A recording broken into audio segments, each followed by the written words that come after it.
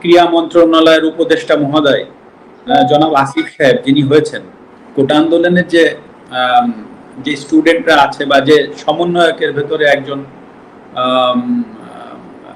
ক্রীড়া মন্ত্রণালয়ের উপদেষ্টা মহোদয় জনাব আসিফ সাহেব যিনি হয়েছেন, আপনি দেখবেন উনি কিন্তু খেলাধুলা নিয়ে এখন থেকে উনি কাজ করবেন, বাংলাদেশের সার্বিক খেলাধুলার বিষয়গুলো নিয়ে কাজ করবেন। এখন যদি আল্লাহ না করুক কালকে একটা প্রবলেম হয়, আল্লাহ না করুক যদি কোনো একটা খেলাধুলায় কোনো জায়গায় প্রবলেম হয়, উনি কিন্তু প্রধান উপদেষ্টা মহোদয় ডক্টর ইউনূস স্যারের কাছে যাবেন বা সিনিয়র উপদেষ্টা মহোদয় যারা আছেন উনাদের সাথে আলোচনা করে এসেই কিন্তু উনাকে স্টেটমেন্ট দিতে হবে। ইটস ভেরি সিম্পল, কারণ উনি একটা দায়িত্বশীল জায়গায় আছেন। তো হুট করেই একটা সমস্যার সমাধান উনি একা কিন্তু এসে এই আপনাদের সামনে মানে প্রেসের সামনে হুট করে বলে ফেলতে পারবে না। তো দায়িত্বশীল জায়গাগুলোই কিন্তু অনেক কিছু চিন্তা করে কথা বলতে হয়।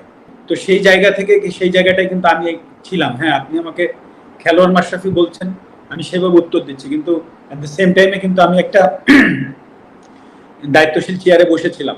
তো হুট করেই আমি কিন্তু ফ্রন্টে এসে একটা কথা বলে দিলাম, আর তাই নিয়ে একটা বিশাল আরো বড় কিছু হয়ে গেল।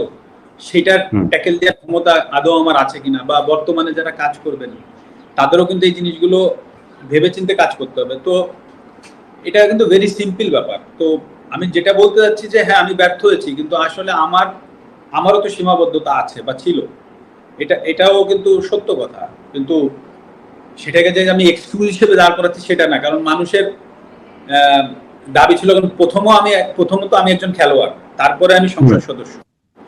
আমি খেলোয়াড় থেকে আমার পরিচয় মাশরাফি না হলে আমি অবশ্যই ওই সংসদ সদস্যে আমার যে ডাক নাম ছিল, আমার নলেজের মানুষ চিন্ত কৌশিক নামে, সেই নামে আমি নিশ্চয়ই সংসদ সদস্য হইতে পারতাম না।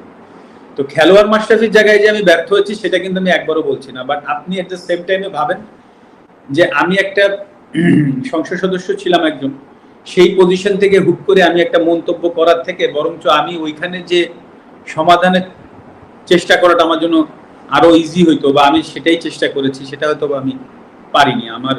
সেটাই আমার ব্যর্থতা।